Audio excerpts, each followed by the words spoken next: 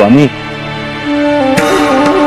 माणसाला परमेश्वराचं प्रत्यंतर कधी मिळतं? प्रत्यंतर हवं असेल तर एकतर अविश्वास हवा किंवा मग समर्पण. आणि ते कसं काय? समर्पण असेल तर बक्षीस म्हणून परमेश्वर भेटतो, आणि अविश्वास असेल तर स्वतःच्या अस्तित्वाची प्रचिती यावी म्हणून परमेश्वर भेटतो. पण त्यासाठी ती वेळ यावी लागते.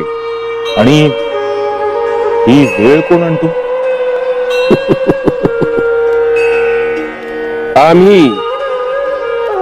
आम्ही आणतो ती वेळ.